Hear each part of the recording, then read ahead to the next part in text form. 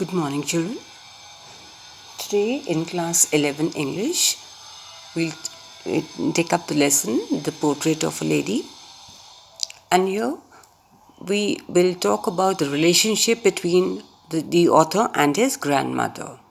This was the time when he was left with his grandmother in the village by his parents, as they had to move to the city.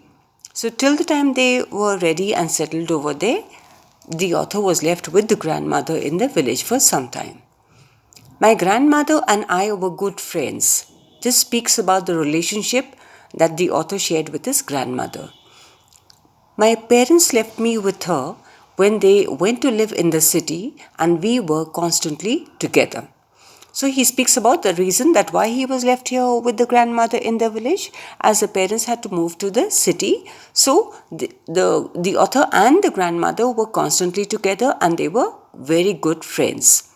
She used to wake me up in the morning and get me ready for school, just as his mother would have done. So she took all the care of the author. She said her morning prayer in a monotonous sing-song. Monotonous would mean that unchanging, with no variation in the tone or pitch. She sang her morning prayer while she bathed and dressed me in the hope that I would listen and get to know it by heart. So she made an effort to sing it loudly, although it was done in a very monotonous manner, but she hoped and wished that the author would also learn it, that I would listen and get to know it by heart. I listened because I loved her voice but never bothered to learn it.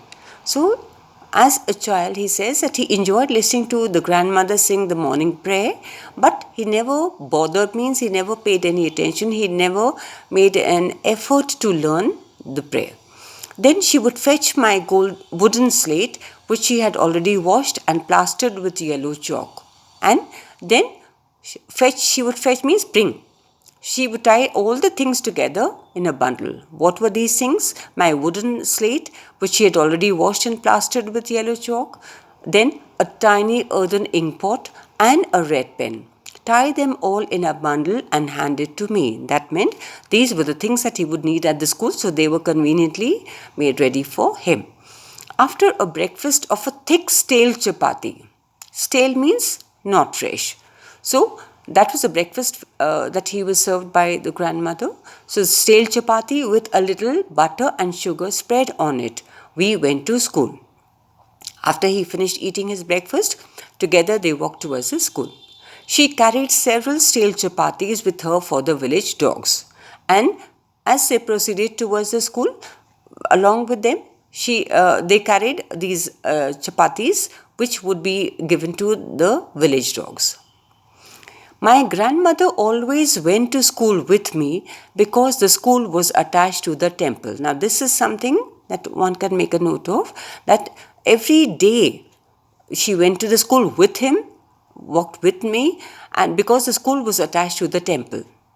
So she sat in the temple while he was given his lessons by the priest.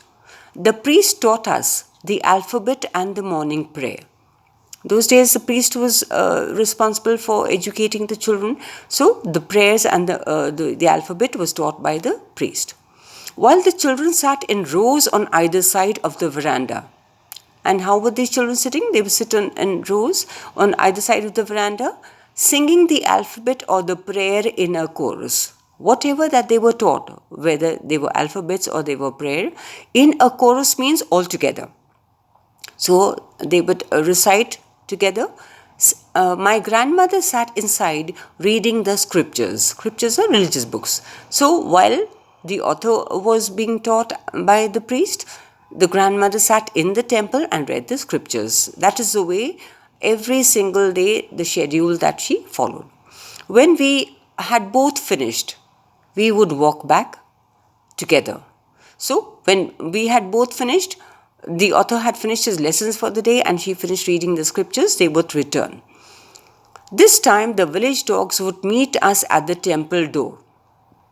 And at the door itself, the dogs would be waiting for them because they knew that they would be fed by them. They followed us to our home growling and fighting with each other for the chapatis we threw to them. And this was a schedule every day that these dogs would follow them for a major share of the chapatis that they used to give out to the dogs. When my parents were comfortably settled in the city, they sent for us. So, once all necessary arrangements had been made in the city by the parents, they called both of them to the city. That was a turning point in our friendship. A turning point means a change. Till now, we see that in the village, they were constantly together, they were very good friends, and every day they used to walk to the school and return together. But now, these things could not carry on. So that is how the friendship underwent a change. Although we shared the same room, my grandmother no longer came to the school with me. They shared the same room, no doubt, but now the grandmother did not accompany him to the school. I used to go to an English school in a motor bus. And the reason why she did not accompany him to the school as she did in the village, because now he went by bus and he went to an English school. There were no dogs in the streets, and she took to feeding sparrows in the courtyard of a city house. And over here, like they used to feed the village dogs the stale chapatis. Now there were no dogs out here that could be seen in the streets. So she took to, that means she began the practice of feeding sparrows in the courtyard of our city house. That is, in the house, the courtyard is the open space. So every day she used to sit in the veranda and feed breadcrumbs to the sparrows. As the years rolled by, we saw less of each other. And with the passage of time, what he says is, as years rolled by, that means many years passed by, and they saw lesser of each other. That meant that as they were able to spend a lot of time together in the village because they were constantly together and they were such good friends. But from the time they moved to the city, things changed. So there came about a little distance in the relationship. It was not intended to, but that is the way circumstances became.